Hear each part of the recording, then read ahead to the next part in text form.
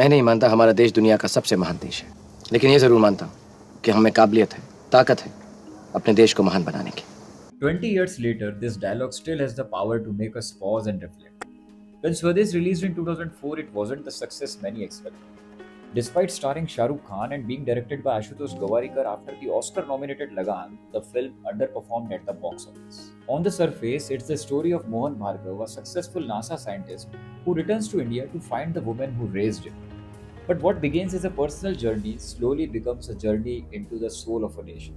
A village where electricity is still uncertain, schools struggling with the most basic resources, communities divided by caste, women expected to stay silent, farmers battling hardships with limited opportunities, and countless young people convinced that their dreams can only survive somewhere else.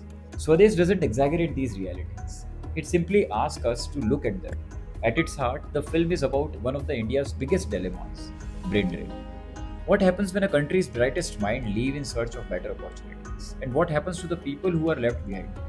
But what makes Swades even more remarkable is that it was inspired by reality. The story draws from the lives of Ravi Kuchamanchi and Arvinda Pillalamari, an NRI couple who returned to India and helped build micro hydroelectric projects for remote villages. Maybe that's why every emotion in this film feels earned. Hero doesn't fight a villain.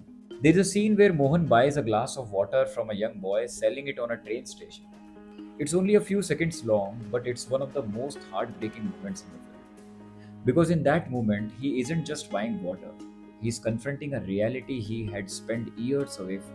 Sometimes it only takes one ordinary moment to completely change the way we see the world. Who will come back? 2 decades later, that question still hasn't lost its meaning. Some returns with science, some return with education, some return to build businesses, and some returns to participate in public life and demand accountability.